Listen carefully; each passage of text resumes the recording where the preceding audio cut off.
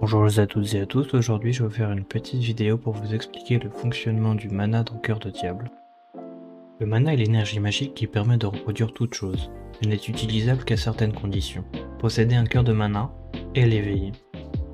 Le cœur de mana est une petite sphère cristalline au niveau du sternum, placée dans l'entremonde, zone frontière entre le domaine des esprits, abîme, et celui de la vie. Il est lié au corps et à l'esprit de son porteur.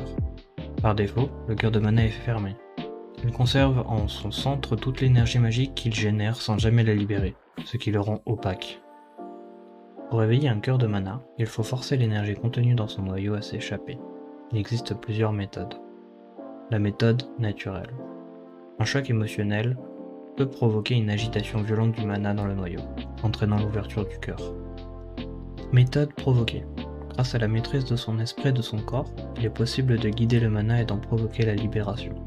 Cette pratique demande toutefois beaucoup de temps, de discipline et d'énergie, raison pour laquelle elle est rarement utilisée. Un autre mage peut aussi déclencher la libération du mana à l'aide du sien. Cette méthode provoque de fortes nausées et des pertes d'équilibre temporel. Ces effets secondaires disparaissent rapidement et les décès sont extrêmement rares. Cette pratique est cependant strictement interdite sans autorisation officielle, une loi appliquée dans la plupart des nations. A noter que certaines personnes naissent avec le cœur de mana déjà ouvert. Il s'agit souvent des enfants des mages, bien que cela puisse également résulter d'une certaine maladie ou de mutation. Une fois éveillé, le cœur de mana libère son énergie dans tout le corps. Celle-ci s'échappe ensuite par les extrémités, doigts, orteils et langue, avant de se diffuser dans l'air ambiant. Cette énergie forme autour du porteur une aura, manifestation du flux magique qui l'habite. L'aura, afflux de mana se formant autour du corps, offre de nombreuses capacités à son porteur.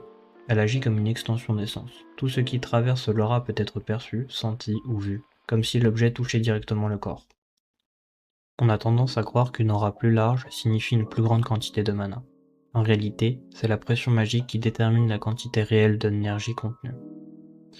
Certaines auras dégagent une pression si intense que même les non éveillés peuvent la ressentir, souvent sous forme de peur instinctive et incontrôlable. La pression du mana augmente naturellement avec le temps et l'usage de la magie. A l'inverse, si un mage cesse de l'utiliser trop longtemps, son cœur de mana peut peu à peu se refermer. L'inkamana est la faculté de manier son aura. Considérée comme la base de toute magie, c'est celle qui distingue le mage novice de l'expert. Avant tout, l'inkamana permet de déstabiliser le mana de l'adversaire, l'empêchant ainsi d'utiliser sa propre magie.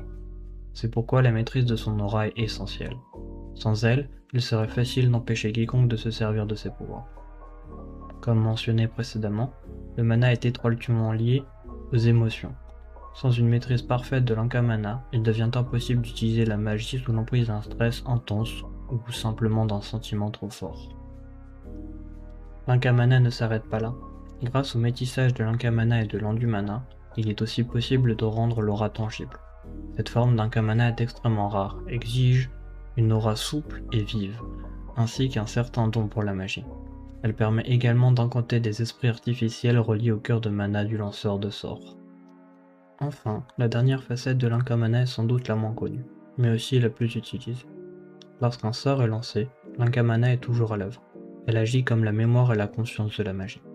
C'est elle qui oriente les flammes, qui dirige la foudre, qui modèle la glace selon la volonté du mage. Ainsi, beaucoup s'entraînent à l'inkamana sans même en avoir conscience. L'élémana a la faculté de manipuler les éléments, mais ce n'est pas si simple. En plus d'exiger une maîtrise de l'inkamana, pour éviter les contre-coups, elle demande une affinité avec l'élément que l'on souhaite contrôler.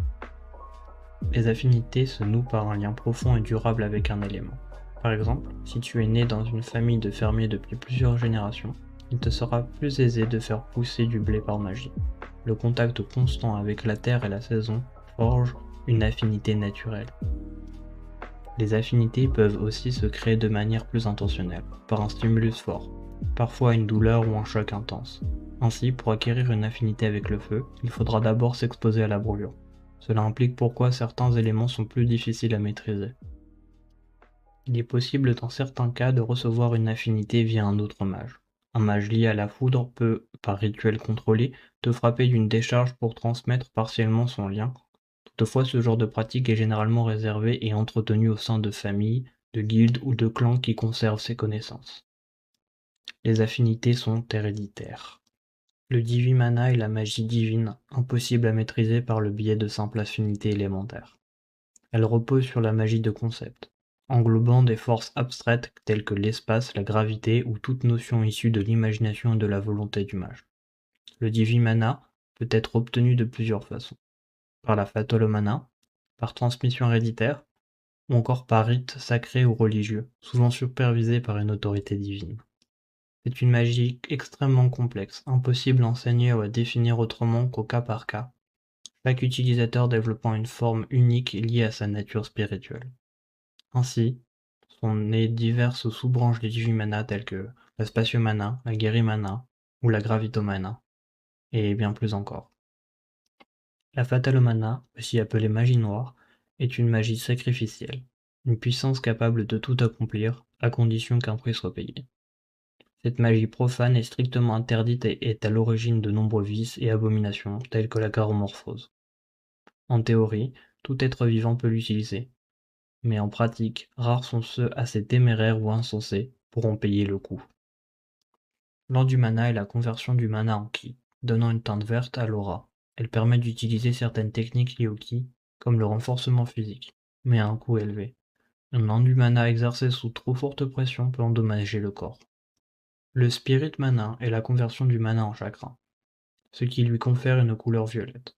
Elle permet, entre autres, d'influencer l'esprit. Cependant, son utilisation à trop forte pression peut mener à la démence. Voilà, c'était tout pour l'explication du mana dans le cœur de diable. Si vous avez des questions, n'hésitez pas à utiliser les commentaires, et si vous avez des suggestions pour améliorer ce système de magie, n'hésitez pas.